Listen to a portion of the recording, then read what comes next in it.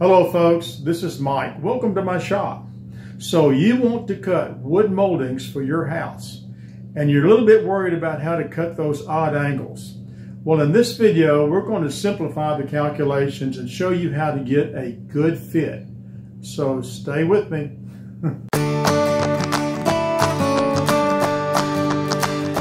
So we just installed new flooring in our home. And I'm installing corner rounds throughout to cover the flooring edges. And I've got a number of odd angles in my home. So I'm going to show you how I fitted those today. The most common angle used in home and cabinet construction is 90 degrees, or a square inside or outside angle. But to cut odd angles, you really need to use the right measuring equipment. Now I'm going to be using these two angle finders first, and my favorite is this bevel gauge with a digital readout. But it doesn't have any kind of printed scale if you really need that. And I have this old manual protractor, but it's not as low-tech as it looks. As you can see, it will fit most any angle, and there are two different scales. The outside scale is 360 degrees measured 0 to 180 and then 180 back to 0. And the inside scale is a half scale. So it will automatically tell you, if you have 90 degree angle, it'll give you the 45 degree cutting angle for your molding. You can also get digital versions of this protractor. Now with the digital gauge, there's a reverse button, and this will give you the reverse angle. Now if you're out in the boonies or you just can't afford one of these gauges, there is a hack that you can do. Take two pieces of wood like this and butt them up against your angle wall like so, and draw lines like this. Now connect these 2 points with a straight line. Now you can hit and miss with this, but I usually use my bevel gauge and I duplicate this angle and I use that to set my miter saw. And since each molding will have opposing cuts, you'll need to do a separate setup on each side of your saw with your bevel gauge. Then you make the cut, and look, it's a good match. Now before we go on, let's talk about the different types of angles and the formulas that we use to compute our cutting angles. Now remember, what we want to do is cut the ends of our molding so that it meshes perfectly when it goes around that wall. And that's our cutting angle. Now there are actually two different kinds of angles. There's obtuse angles, which are angles measured from 90 to 180 degrees. And we have acute angles, 90 degrees to 0. Now remember, in math class, they taught us that a circle was actually 360 degrees. But for molding calculations, we only use half of that, or 180 degrees, which is half a circle. So for an obtuse angle, like the 140 degree angle on this corner, let's take 180 degrees. We're going to subtract the 140 from it, and we end up with 40 degrees. Now that's not our cutting angle. We're going to take that 40 and divide by 2, and that's going to give us 20 degrees. And that's what we're actually going to cut our molding ends at. They should mesh perfectly. Now for acute angles, which are angles 90 degrees to 0, the process is even simpler. Because all you do is take your angle, divide by 2, and that's going to be your cutting angle. Let's say our angle is 70 degrees. I divide by 2, I get 35 degrees, and that's what I will cut each end of my molding.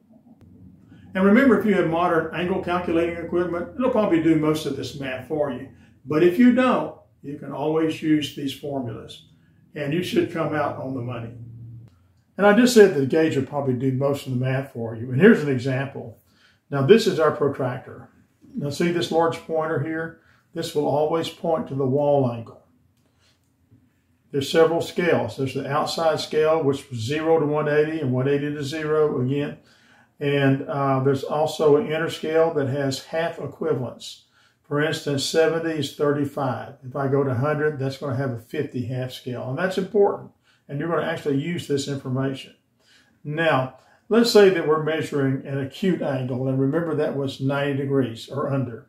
So let's say I go to 80 here. There we go. Now notice, if I go across the board, it says 100 degrees. Of course, 80 and 100 equals 180, a half circle. My cutting angle here says 50. That's not right. You can't use this side of the scale for an acute angle. half of 80 is 40, just like the half equivalent says. So remember, under 90 degrees, always use this side of the scale. Now let's go to 140, like we showed you in our formula. It says 70 is the half equivalent. And that is true, a half of 140 is 70. But remember, this is an obtuse angle. It's over 90 degrees. So we have to use this side of the scale. And 40 degrees is the reverse angle. 140 plus 40 equals 180. And that's the logic the gauge uses all the way around. And notice the cutting angle is 20. And we're going to do an example with this and with a 140 and a 135 degree angle. 135 degree angle comes out at 22.5 inch cutting angle. And you'll see that those are come out perfect. And that's that half circle logic. Now 90 degrees is so common that most woodworkers would know that to cut moldings to fit, you would divide the wall angle, or 90 degrees, by 2, and each molding would be cut at 45 degrees on the end. And that's what we've done here. And we have a nice fit. Now notice that I'm using a test block with a 45 degree angle cut on each end. And this is a handy way to test the fit before you attach it permanently to the wall. Now in this case I have a 90 degree inside angle. And notice the outside corner is 90 degrees also. But since they rounded the wall corner here, they had to bob off the molding edge. So this part is definitely not 90 degrees. And I'm getting slightly different readings in each direction. And that's complicated by these raised ridges because the corner's not really fitted that well. And I'll pare down those edges with a sharp chisel. So now I get close to 46 degrees in either direction. So you divide 46 by 2 and you get 23. So we want to cut each end of our molding at 23 degrees. I'm going to mark the back of the molding to indicate where the cut should be. I'm also going to put a little mark to indicate the direction of the cut. And I'm going to write 23 degrees on each piece, just in case I forget time I get to the saw. Use the same procedure on both pieces of molding. And while we're at it, I'll go ahead and make the marks for the little wedge piece. And we'll go back to the shop and cut this. Now, make sure you cut this piece on a longer piece of molding. You certainly don't want to have your hands too close to the saw. Now we'll go cut all 3 pieces at one time. I'm going to set my saw at 23 degrees on the left side of the saw and make the cut on the right molding. Just make sure you don't cut past the line on the back of the molding. Now set the saw at 23 degrees on the right side of the saw and cut your left hand molding. And finally make the cuts on the little wedge piece. Just make sure to keep your hands well away from the saw. So now we can test fit all 3 pieces, but I've got a problem. Off just a little bit. Now I'm going to go and cut this piece, not this piece. You don't want to cut this piece. I'm going to take a little bit more off of here. Whatever you do, don't try to cut this piece down. Your hands will be way too close to the saw. May kick out, may cut your finger off. So now the moment of truth. We'll reassemble the joint. And actually we end up with a pretty good fit. Maybe slightly off, but this will work. Now I can tack the 2 long pieces into place with my nail gun.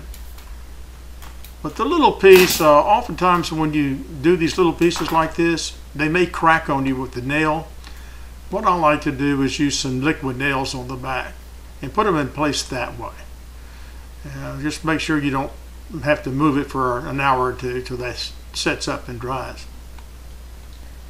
So next let's look at how we lay out and measure for an inside joint and an outside joint. In this bay window we have a great example of an inside joint. As a matter of fact, we've got inside joints here, here, here, and here.